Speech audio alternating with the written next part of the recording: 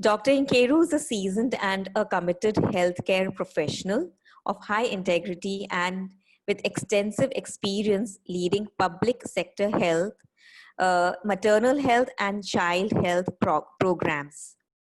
After retiring from the civil service, Dr. Nkeiru has been involved in health management consulting with focus on health policy, program development, implementation, monitoring, and evaluation. Currently, Dr. Nkeiru is passionately exploring functional medicine approach to address the underlying causes of disease and and her passion is to promote optimal wellness. She believes that we all have the potential to optimize wellness by committing to positive lifestyle modification. So today I'm really very excited to hear from you, Dr. Nkeiru, how we can bring about this lifestyle modification to stay positive and enthusiastic during these times. Thank you. Thank you, Priyanka. And welcome once again to everybody. Thank you, Dr. Nkeiru. Now I would like to introduce Mr. Akshay Jain. Mr. Akshay Jain is an entrepreneur and a life skills coach. He's the managing director of an IT company, which is Nkeiru Nigeria Limited. He also leads the Art of Living projects for Africa, which is his true passion. Akshay has been in Nigeria since 2011. It's been almost 9 years. And ever since, he has been leading most of the Art of Living initiatives in Nigeria. He has been teaching the Art of Living yoga and meditation programs for more than 17 years and has had the opportunity to bring about positive impact in people's lives across Europe, Middle East, and Africa. In Nigeria, Akshay has facilitated many social impact projects, ranging from stress relief workshops for prisoners in Ikoyi and Kirkiri prisons to leadership training workshops for more than thousands of youth in Delta State. Thank you so much, Akshay. It's a great pleasure to have you with us today and looking forward to your insights into this very interesting topic, discipline. Thank you, Priyanka, and good evening to everybody. It's nice to be with you all and we look forward to this interesting session. Great. So, I'm going to pose some questions to the panel, and for the ease of the flow of the session, I'm going to put everybody on mute so that there is no echo. And if anybody has any questions, we will be opening up the forum for questions towards the end of the session. And in the meantime, you can always put your questions in chat. There's a chat box, so you can make use of that. And and if you can also use the gesture of raising hands or showing a thumbs up anywhere in between if you require that, right? So without any more delay, let's get into the questions for the day.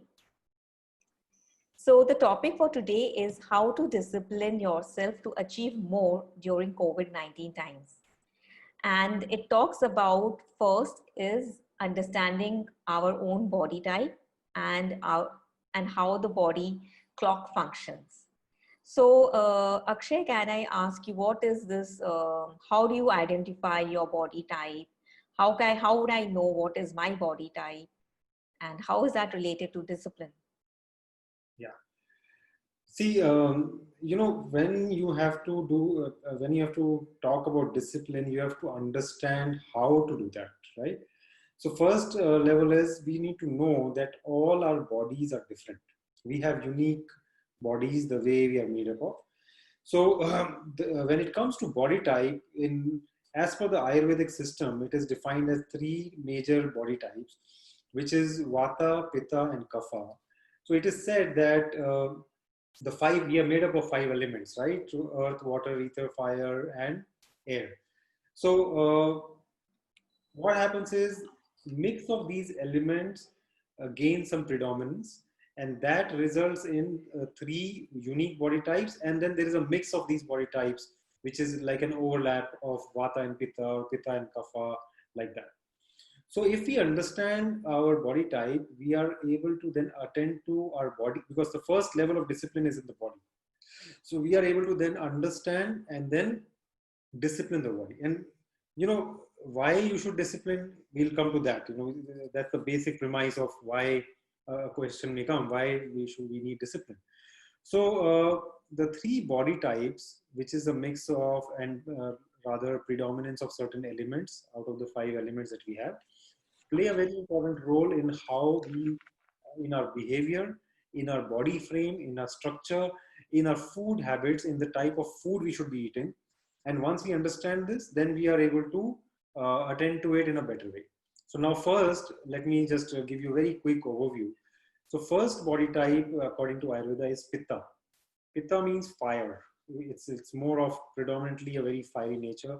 People of this nature and body type, you will see they will have very bright skin, shiny skin, and usually oily skin. They're very intelligent. They are focused. So, and they have this fiery nature, right? They are perfectionists, right? So that is one body type. And in the body frame, they are gentle and medium body build. So in terms of their digestive system, they can easily get acidity, they can easily get heated up, right? So then such people need to have more cooling food and more food which do not further ignite the fire, So if you have too much of fire and you eat like chili on top of that, that means you are going to get ulcers, you're going to get anger, and it will all result in flaring up of skin, etc. So understanding this nature, if I am a pitta, which is fire is predominant, that means my food habits should be such that I'm having more cooling food than something which is aggravating my fire, right? The second element is vata, which is more air predominant. So you will see if you have joint aches. So vata is related with a lot of aches and movement, a lot of movement. So many people, sometimes they're sitting but they're restless. They want to move. People want to, if you put them in one place for a long period of time, they get restless because they naturally would want to move a lot. Such people like to travel, like to just, not stay at one place. These people will have thin, narrow built frame, narrow shoulders, and they have dry skin. And they have a little restlessness in their nature. They want to keep moving. So these are like predominantly vata type people. And these people, if you give them food which is aggravating the air element, then they will be even more restless. So you need to understand what food is then good for this, and accordingly take care of that. Also, a vata person, if you give them heavy exercise, that will further aggravate their restlessness. So they need to be doing moderate exercises and have so they'll anyway have thin and lean body structure, right? So that's the vata type.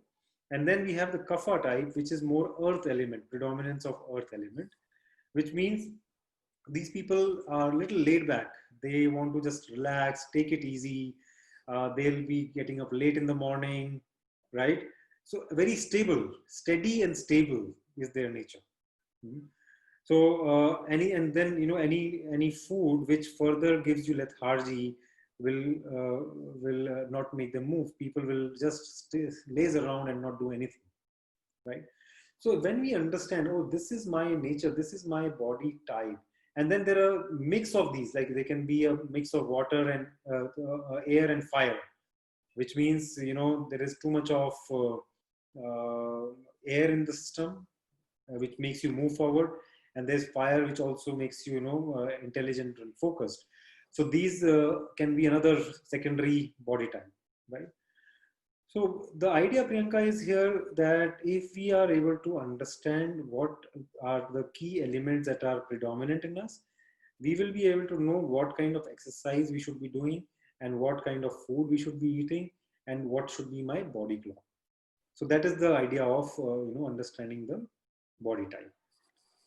So what I have understood that our body type determines our personality as to how we are. This is Definitely. something very new and revealing to me. Like whatever you've mentioned, it's like it's defining a person's personality. Exactly. So you see, like a kapha person with a more earth element will be more steady and stable. And if there is a pitta and kapha, which means the person is more, pitta brings the intelligence and fiery nature, and kapha means the stability. So these people are can do very good. They can be very good CEOs. They are good in maintenance. A vata person where air is predominant, they are not never good in maintenance. They want to jump from one thing to the other very soon, right? Typically salespeople are like that. They want to, you'll see salespeople are very restless. They keep moving too much. So depending on the body type, it reflects in your attitude and character, and that's how you can also define what kind of career or what kind of work you should be doing. So if I understand my body type, how can I, discipline myself to achieve my goals? How is it connected with the body clock, which is mentioned in the, the contents of the program today? Would Dr. Nkeiru like to speak on that?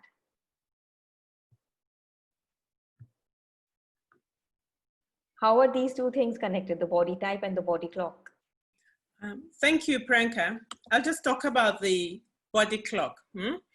It's amazing that we all have a body mechanism that's like a clock, and it's in alignment with the earth and the sun.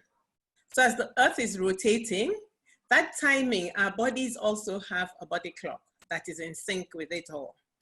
And it actually has an effect on us in that it's all in alignment with, it tells the body when to sleep and when to wake up. It also tells the body when to release particular hormones and neurotransmitters.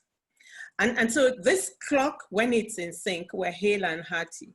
But once we're out of sync, then we begin to have health issues, including insomnia. That's like not sleeping, having chronic inflammatory conditions like the diabetes. They're all related with how our body's clock is working. Every cell, every apart from the brain having the major body clock, all our cells have individual clocks, and they are all in sync and in alignment. And it's crucial for our being healthy.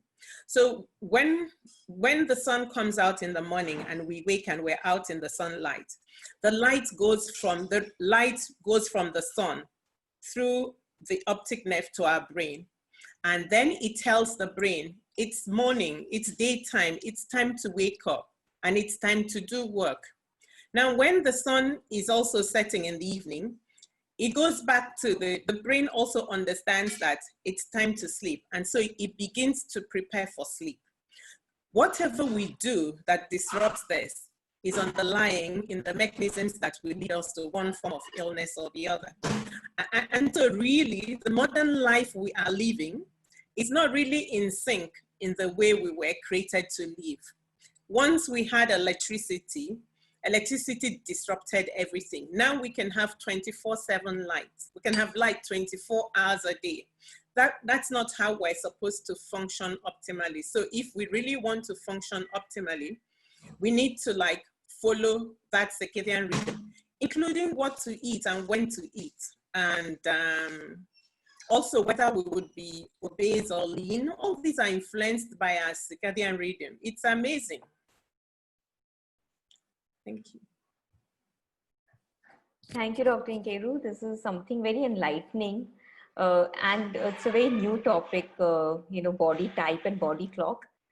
What if I understand my body type and my body clock, still I'm not able to, get into the discipline and follow a particular routine. We all have a habit of creating calendars and to-do lists, action points, but then it is not translating into any, it's not progressing me. So how to get that discipline even after having so much information and awareness? Mr. Akshay, would you like to help us with this? So, okay, let's understand first, why do we need discipline? So, discipline is as key to anybody as, good health, because when we are kids and our mothers, forced us to brush our teeth every day. So that discipline of brushing morning and evening became our second nature today. And that gave us the freedom of having healthy teeth, isn't it?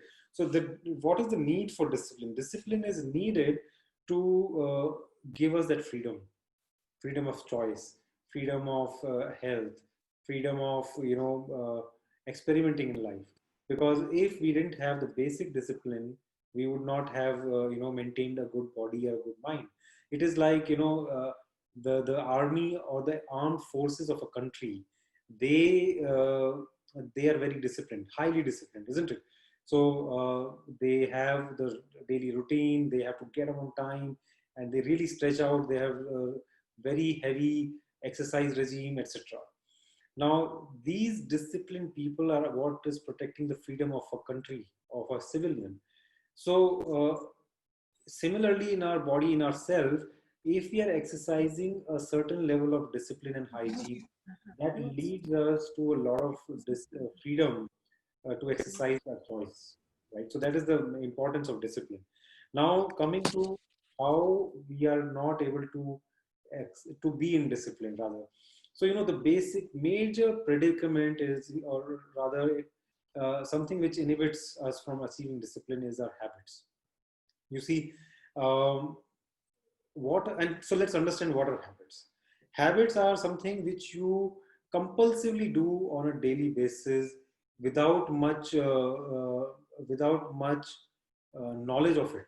So, for example, you may have a habit of having tea at 3 p.m. every day, and if you don't get tea at 3 p.m., you have a headache, right?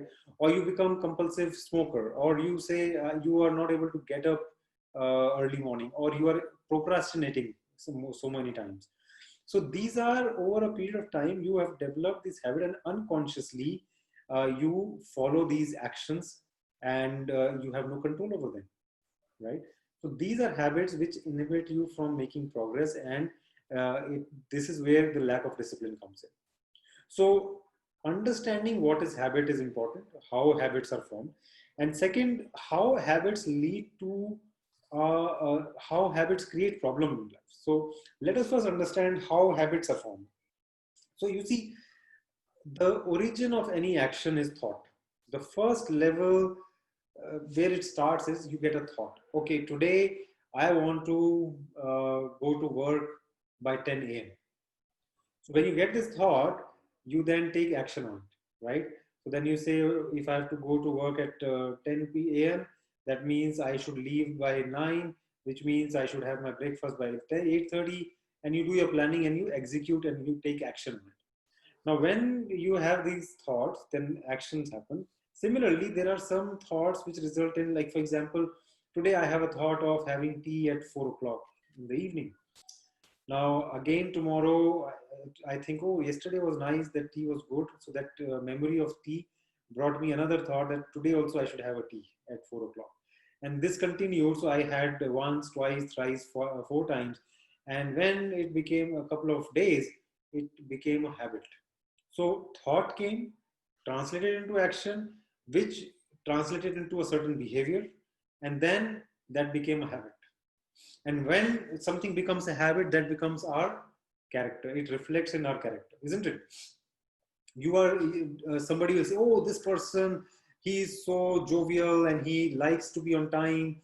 So people are known. Some people you can say, oh, this person, he will always be on time. He is a no nonsense person, stuff like that. So you develop by your actions and repeated habits, it reflects in your character, and that character actually defines your destiny. So if you are a indisciplined person, your destiny will also be chaotic, right? Because you're not able to take the right action at the right time.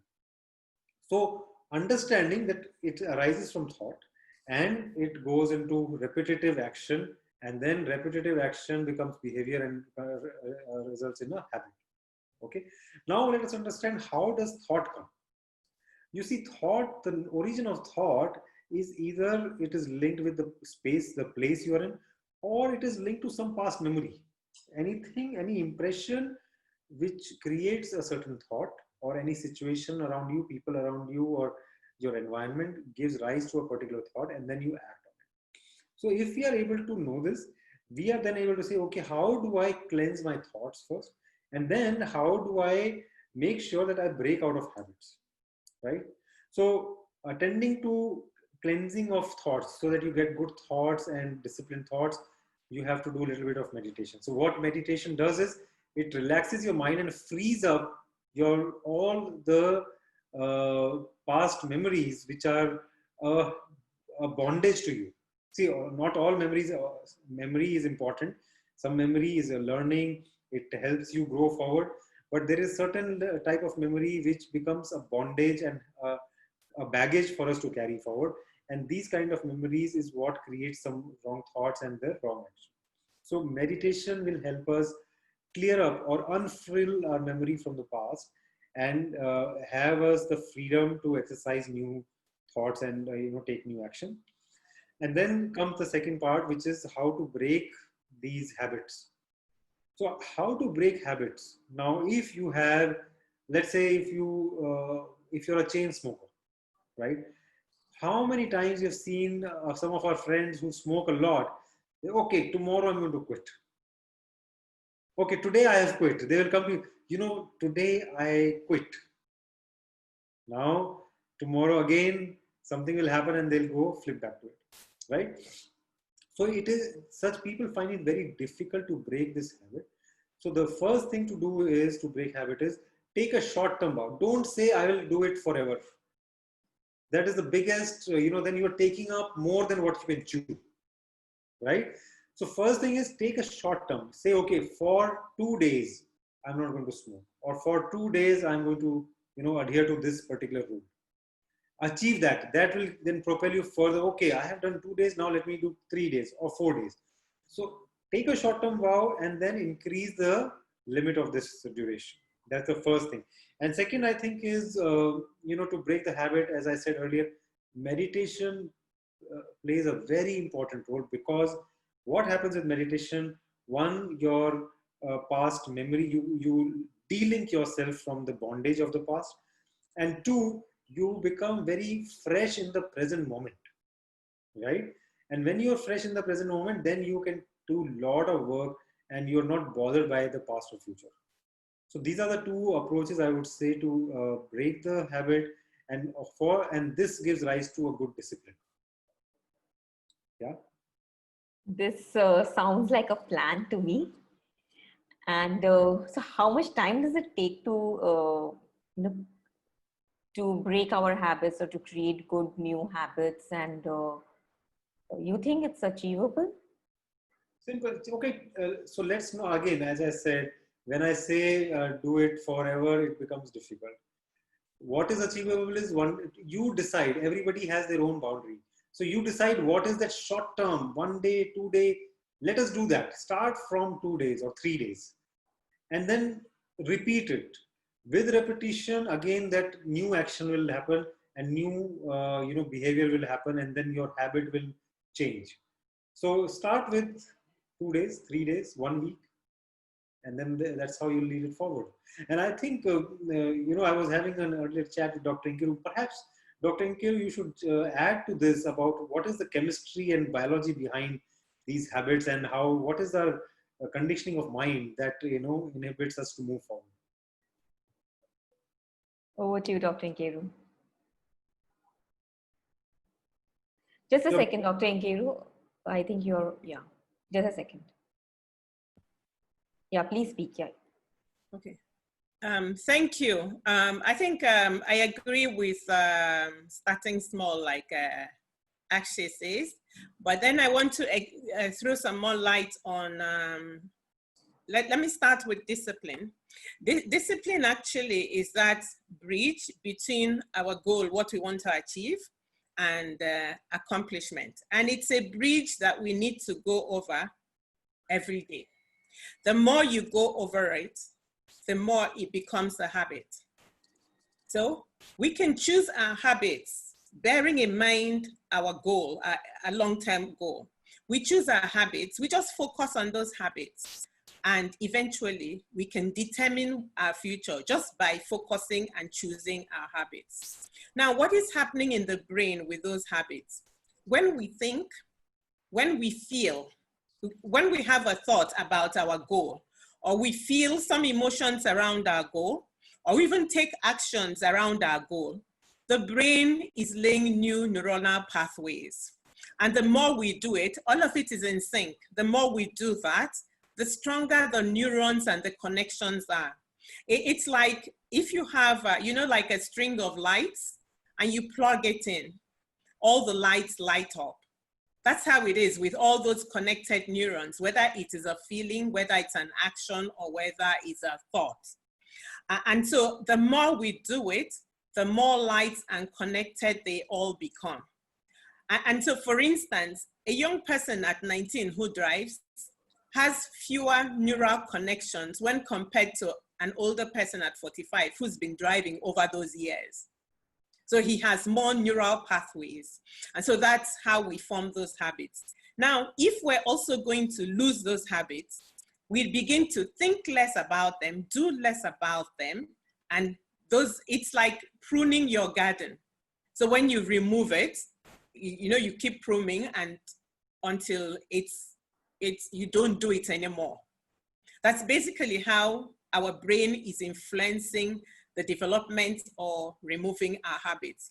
So if you really want to create a new habit, like Akshay says, you start with a small goal. Don't want to do everything. Just the baby steps are all we need. Start with that. And you do it consistently for the next 30 days. Now, if at the end of 3 months, you have done consistently, that habit is already internal. It's like, it's become part of you. It's a process. It's not, you don't do it today and leave it. And when you asked, how long does it take to change a habit? Only about 5% of people really change habit that way. Most people go forward and backwards. It's a zigzag line. We say, I want to stop. He used smoking, so let's go on that. I want to stop smoking. I may do it for 2 days and go back. And then when I realize I've fallen off that path, I go back. Only 5% are able to say, I want to stop smoking, and they stop smoking like that. Okay, so you have explained us how, the background of how our brain functions. Now, Dr. Nkeiru, can you help us with a simple routine? Now that we know our body type, we know the body clock, and we know how we can create new good habits which are more life supporting. Can we have a simple daily routine of diet and exercise which will help everyone? I'm sure it has to be customized, but something more generic which you can talk about. A healthy daily diet and exercise as per our body clock, or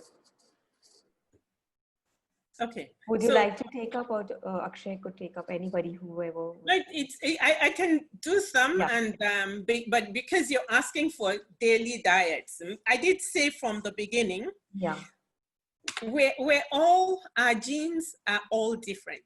Right. Only identical twins have the same genes, and even with time, they begin to look different. They could be identical at birth, but they begin to look different with time based on their environmental exposures. Having said that, we like to personalize a diet for each individual based on their genes and their environment. But generally, like I said earlier on, the best diet for us is actually leaning more to plant-based, a lot of fruits and vegetables with a lot of colors, eliminating the sugar and processed food. That's basically the best way to eat. Eating the heavier meals earlier in the day. Right.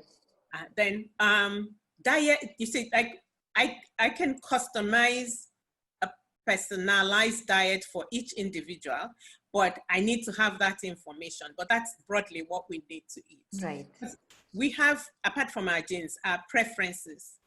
Now, I think that first thing in the morning, as you wake up, it's very good to actually step outside and see the sun, or go to a window and see the sun. That gives your body the cue that it is time to wake up. And you do it routinely. That also helps you, because we are actually expected to live within routines or rituals, whatever you like to call it. That's why the sun sets at about the same time every day. And that's why we're also supposed to wake up at about the same time, eat our food at set times, and go to bed at set times. The best way for me is that the things you do first thing in the morning, see the sun, do your meditation, and depending on when you wake anyway, you can start with your prayer and meditation, and then the sun and some exercise. That already triggers your metabolism. And once you've done that exercise, please have some warm water with either lemon, because I tend to want to switch it, not to stick to one thing every day. So it could be lemon, it could be ginger and garlic.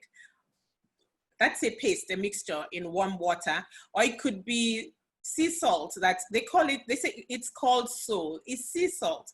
Sea salt has over 80 minerals. So when it's soaked in water overnight and you take a spoonful of it with your warm water, you're taking in a lot of minerals that's not necessarily in the regular salt.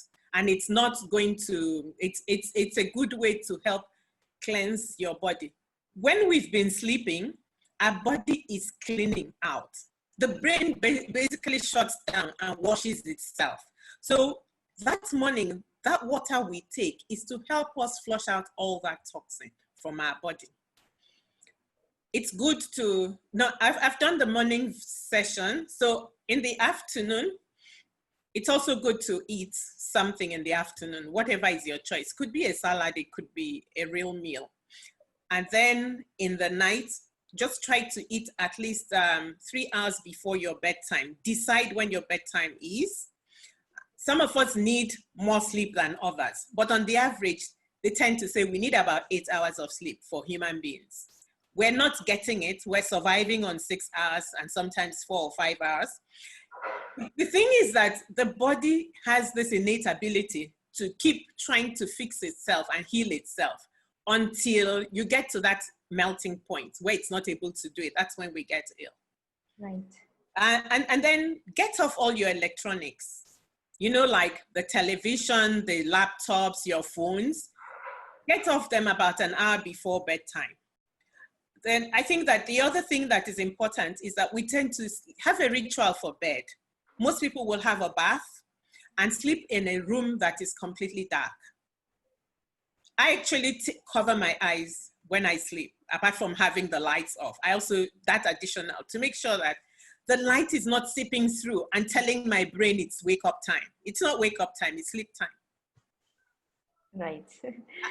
Akshay may want to add to what I have said in terms of, because I know that you would have from Ayurveda, there's set times, and maybe the meals are, I don't know, are the meals general? Because we tend to want to customize. We understand we're all different in terms of what we eat and like to eat. Thank you. Thank you, Dr. Nkeiru. Dr. Nkeiru, you've covered pretty much everything, but let me just add a few things to what you've said. In a generic way. So there are some generic rules. Obviously, there are many things specific. So some generic rules are like, for example, fruits and raw food. So salads, you know, so these you should avoid in the evening time. So dinner should not be never with too much of raw or a fruity diet. Fruits are good in the morning till noon or post noon. Another thing which they say in a generic way is do not mix fruit with cooked food. So do not mix too much of that, because that creates a lot of, it taxes our system a lot, and the digestive systems get strained with that. For example, if you eat a cooked meal and then after that you have fruits, and typically today, especially in the Western world, this is a very big custom to have something like fruit in a dessert, right? Which is not really good, because fruits digest very quickly and then the food in the front, which we have eaten before that, doesn't move so quickly in the intestine. So that creates a little bit of taxing on the system. So these are a few generic rules. Obviously, you should eat at least 3 hours before sleeping. Also, we say that, in terms of sleeping routine, gadgets are a big problem. Many people are coming these days with problems of insomnia, problems of not able to sleep. See, understand that our lives have two major factors which contribute to insomnia other than stress at work. Is one, too much of mental activity with the gadgets. You see, as I spoke about Vata, Pitta, Kapha a little earlier. So Vata, the air element, makes you restless and active, too active. Now, evening time or towards the bedtime, if you are still very active, you will not get sleep, right? And if you are too much on gadgets, on TV, watching too much of, there is too much of screen time, that leads to increase in Vata or the air element. And that will lead to no sleep or not good sleep or insomnia, and you will not be able to get sleep. So that is the first thing one has to note about how sleep is getting impacted. The second is lack of exercise. So we are leading a lot of sedentary life, and that also, when we are not moving so much, then at the body level there is no exhaustion, and at the mind level there is overactivity. Now, this imbalance also creates too much vata and does not allow us to sleep.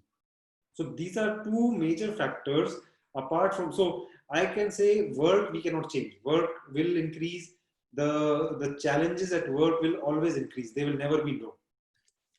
So apart from the work pressures, if we are able to balance the two other aspects, which is reduce our screen time towards the time of bed and maybe increase some a little bit of exercise, brisk walking. So that will enhance the quality of our sleep. Okay, thank you so much, Akshay. We are living in a very busy, we all are living in busy cities. Whatever you have mentioned in terms of discipline or in terms of, it sounds good, but how do we actually implement it in life? Because there are so many things to do. We have a family, we have our work, we have our personal ambitions. How do we manage the time? And now because of COVID, like there are so many other things which have come up. There's partial lockdown or people are working from home. We are using masks and gloves and sanitizers and washing our hands throughout the day and taking so many precautions. How do we manage and shuffle between these different roles that we are playing? So let me start by saying there's a nice saying in India that either you learn by wisdom and awareness, or life will teach you. When you get a kick, and then you learn. And the most foolish is that who doesn't learn with the kick also. So there are three ways. Three type of people. One, a person is wise, who will learn from others' experience and from awareness and with wisdom. The second person is the person who is waiting for a kick to be thrashed in life. Life gives you a kick and then you learn. And the third person is who doesn't want to learn and they perish, right? They will always be miserable. So if we are wise enough to learn from others' mistakes and to bring in discipline, that is the best option. Okay. Now, how do we manage this part? How do we manage time? It is very easy. See, in life, there are some routine activities. There is something which we do as a routine, which is not important, but definitely has to be done. Then there is an important aspect of life, and then there is urgent aspect. For example, now you have a stone in your gallbladder that becomes urgent. It has to be attended to now, isn't it? Mm-hmm. So it is not. You can't do anything, but you have to get it done. Same way, if you have something, some minor health issue, it is important to attend. For example, you have some skin problem, which is not overpowering, but it is important to attend. So what happens is we tend to postpone the important things till they become urgent. So the moment these things become urgent and important, we are then in always a rush to attend to those, and we neglect others. And that's when time management goes for a toss. So if we are able to understand and prioritize what is important, what is urgent, we will be able to attend to that at the right time. So this is one aspect of time management. The second aspect of time management is getting away from procrastination, not leaving things till the end. Many people get into this procrastinative state. This is the two aspects. Now I want to give a very nice example on this. So let me pick up two people, two volunteers from this group. So who is there? I think, let me use the video I can see. I can't see many people on video. So this is Dr. Eddie Emmy. huh? Dr. Eddie Emmy, he's on video. His video is Okay, on. And Dr. Angie, I suppose. Yeah, Dr. Eddie, can I unmute you? Ikechi's phone. What's your name, sir? On Ikechi's phone, what's Mr. your name? Ikechi, yeah, I suppose Mr. Ikechi. No, that's not Ikechi. Can you, you are joining from Ikechi's phone. What's your name? Can you say out your name, please? Ikechi, just like the front says. Ikechi. Okay, yeah, Ikechi. Okay, that's Ikechi. And then we have just next to you, what's the name?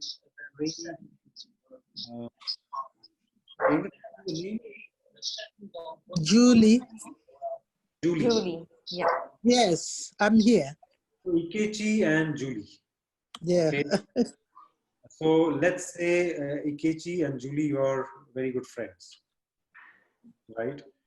Now tell me, so Ikechi, you are my colleague and you're working together, and we have discovered that there is something to be done at work, and you need to come prepared by 10 o'clock tomorrow. That is Sunday, right?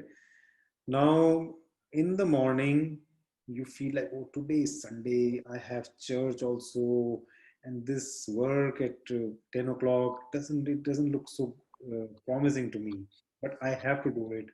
So you then find something, there is something distracting to you, and you come by 10:30 to work instead of 10 o'clock, right? And when you come, you say, look, I have done my best. There was so much traffic. I got up early and still I could make it at 10:30. But by that time, that task was already over and we missed the bus, right? Right. So you are still convinced that you did your best.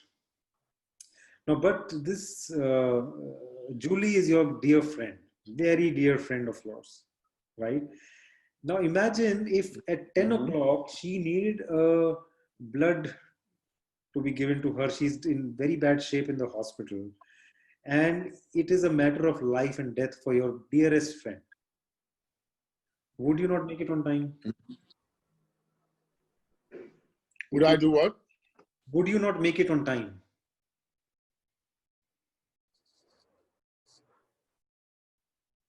I think your screen Yeah, screen is frozen. So if Ikechi, yeah, we lost him. So this is my question. If you have a dear friend or family member who is in dire need and who is in hospital and needs, it's a matter of life and death, needs your attention by 10 o'clock exact, would you not reach on time? Yes. Most of the cases, 99.9%, you will make sure you are there. See what happens if you have to catch a flight. Flight doesn't wait for you. You have paid heavily for your ticket, right? So when there is flight to be, when you have to catch a flight, you make sure you leave at 3 hours or 4 hours before flight time, right? But what happens on a daily basis? When we have normal routine work to do, what do? Oh, it's okay to be late by 30 minutes. it's okay. I will easily say there is traffic. Lagos has bad traffic. Are you with me? So we do not give the right attention to the right things. And when things don't work, we blame it on something else. Right? The moment we start prioritizing and giving adequate importance to the right things, I think all your questions which come out saying, how do I manage time? How do I create time? Will vanish. Okay. You know that there is enough time. Imagine there is the president of a country and there is the security guard in your locality. Both have same 24 hours in life, right? In a day, all of us have 24 hours. We don't have more than that. Yes or no? So when we have just same time, one person is able to take so much work and is able to bring about so much of transformation, and the other person does only so much, little in his life. Why is that so? Because of the level of maturity, intelligence, awareness, commitment. Are you with me? So all of us have been given some basic intelligence. It's just how we are able to commit ourselves, how we are able to prioritize ourselves and focus on what we have to do. You will not see there is a problem with time. We tend to postpone the important things, which leads to all mismanagement of time. So, Akshay, do you have a ready-made formula for this? How we can manage time? So if there was a ready formula, then everybody would have taken a pill. If there is, let's say there was a small pill, everybody would have taken it every day and there was no problem. Unfortunately, there is no straight road to this. It is just that we are as human beings, we have the intelligence to understand the mechanics of this and then find a way to attend to it. So I would say the first thing is understand your habits, as we have discussed earlier. Understand habits are a major impediment to growth, and that's what stops us to move forward. Second, to break it, use some techniques like breathing and meditation. So like we do this program, Art of Living Happiness course, it helps you break the patterns of your mind and body and achieve certain level of calm and quiet in the mind, which will then propel you to take the right action and make your brain adaptable to the constant change that is happening in the environment and break out of those habits. So it boils down to some breathing or meditation techniques which can help us break these patterns and habits and create new ones, come out of procrastination, come out of laid back attitude and prioritize what we want to do in life and achieve them. Having that kind of a attitude and having that kind of a discipline. So we need to meditate for that. Is it so? Exactly. What do you think, Dr. Nkeiru? That is how our brain functions. Yes, Dr. Nkeiru, yes. Okay, thank you. I agree that for time management, they really don't teach us that in school, do they? But then we need to, the particular core skills for managing our time, you need to prioritize. Akshay already said that. We need to learn how to prioritize. And then we need to schedule and focus. That's where taking control of your mind through breath or meditation helps you focus. But then we need to prioritize, schedule, and focus. Now, that means, for instance, for me, I've had to make a lot of changes. But once I have the information and I understand the scientific basis behind that, I've been able to make that decision. For instance, I put off my phone at night. And people say, why would you put off your phone if anybody needs help in the middle of night? Right. Yeah, but then I need to prioritize my sleep. My sleep is mine, and only I can prioritize my sleep. I need to get those 8 hours of sleep to feel good the next morning.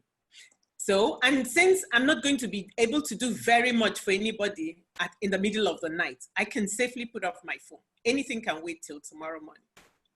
Same goes for social media. You find that it's very disruptive. People are spending hours just looking at those messages, passing them on and laughing. But that's the time that if you prioritize properly, you would use to do those urgent and important things that Akshay had talked about. We have urgent important, we have urgent but not so important, and we have unimportant and unurgent. So that just once you prioritize and know which ones are your urgent important, get them done. And for me, first thing in the morning, I'm a morning person. First thing in the morning is the best time. Most people are still sleeping when you wake up and you do a lot of work. You can actually achieve a lot between 6 and 9 a.m. That's when most other people are waking up. So there are a few questions which have come in chat. Like you just mentioned that we need to put our phone on, put them off while sleeping, or we have to put off the electronics. What is the science behind it? Why do we need to put off the electronics 1 hour before we go to sleep?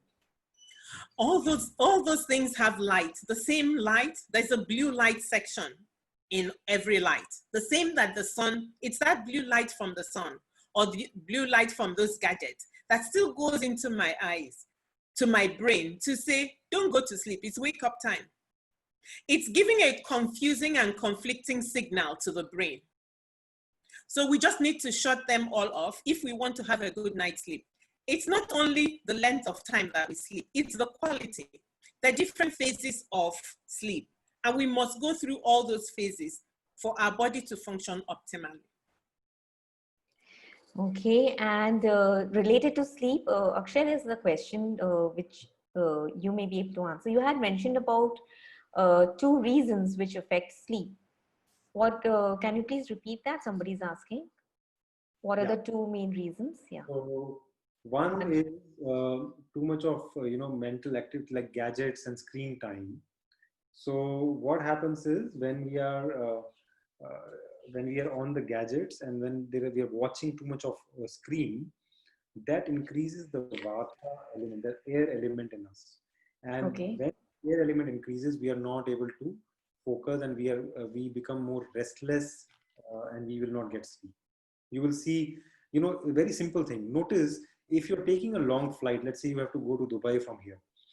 If you're watching too many movies, if you watch a movie, you don't get sleep so easily.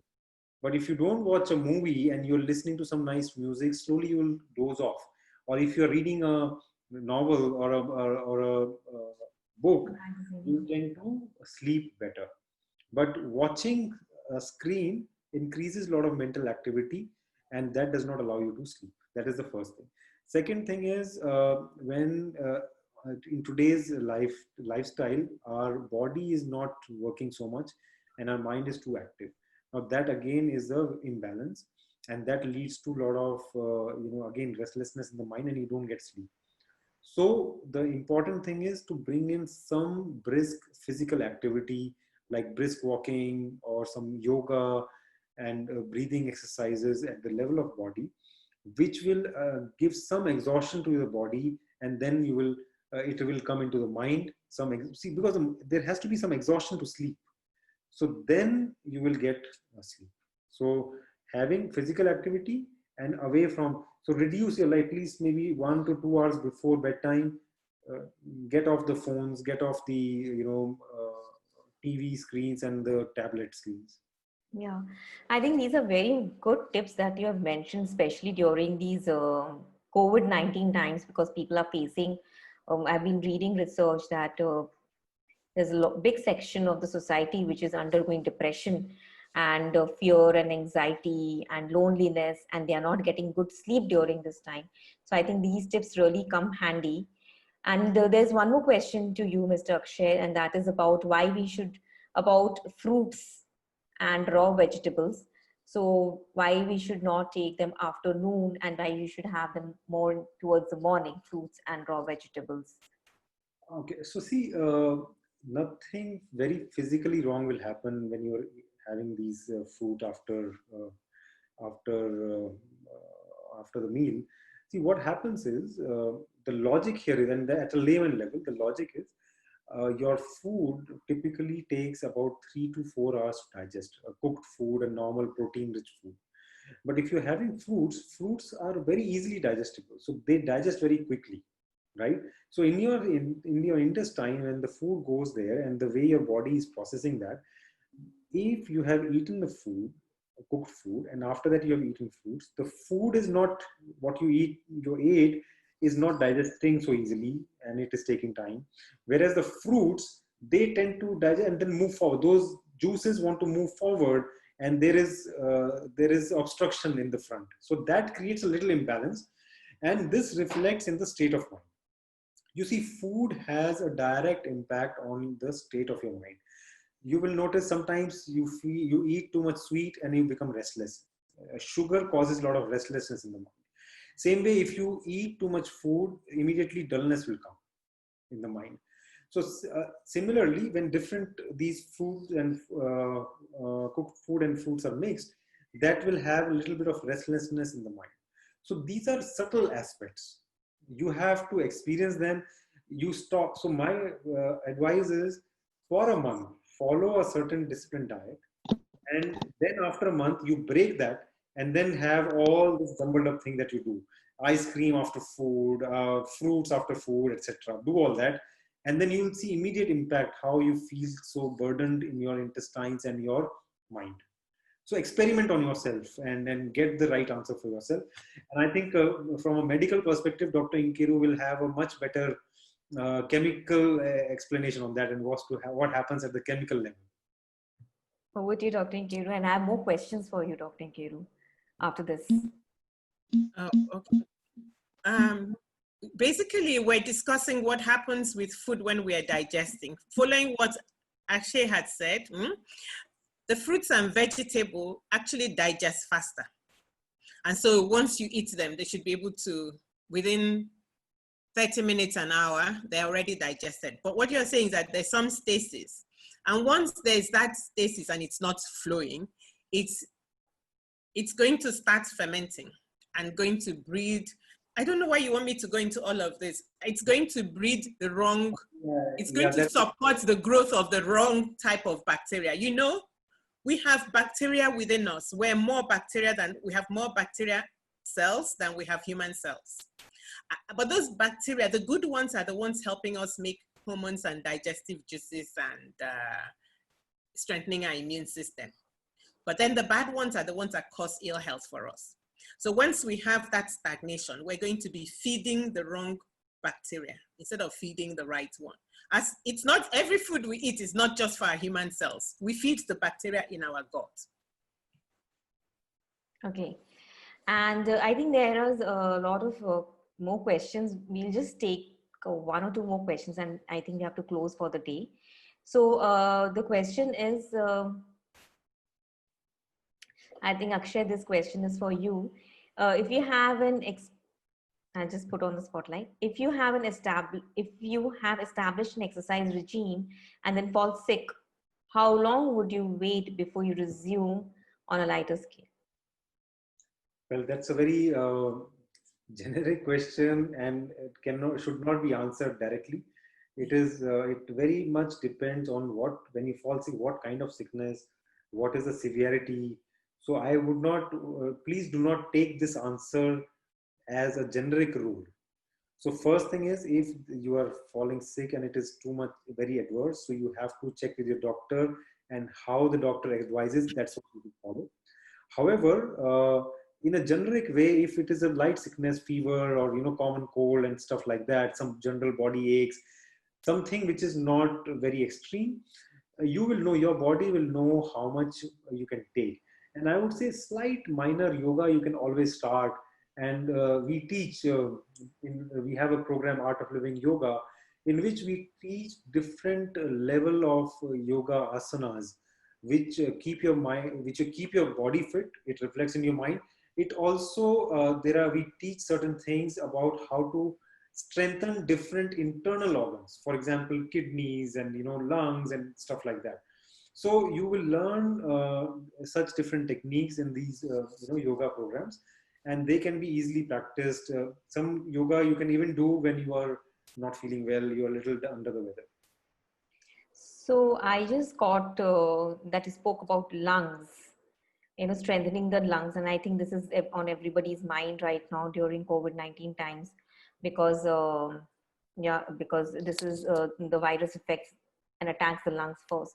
So we have any particular exercises which can help us strengthen the lungs? Can you please yeah, So this talk is about what, that? this Art of Living Happiness program, which teaches breathing techniques like Sudarshan Kriya. We are being taught across 156 countries in this world. And during these COVID times, we have been doing these programs in an online format. And you'll be amazed to know how in the past, like last 1 month, over almost every week, we are teaching these programs online. Some doctors have recently joined. We are happy to share that the doctors who joined us, they're having a great experience, and they feel that yes, these kind of exercise relaxes the mind and builds immunity. And you can do a lot of research online. You will see that how breathing techniques and meditation, they help you achieve a balance in mind and body, and then they improve your immunity. They also regulate all these psychosomatic diseases like blood pressure, which becomes more optimal when you practice these exercises.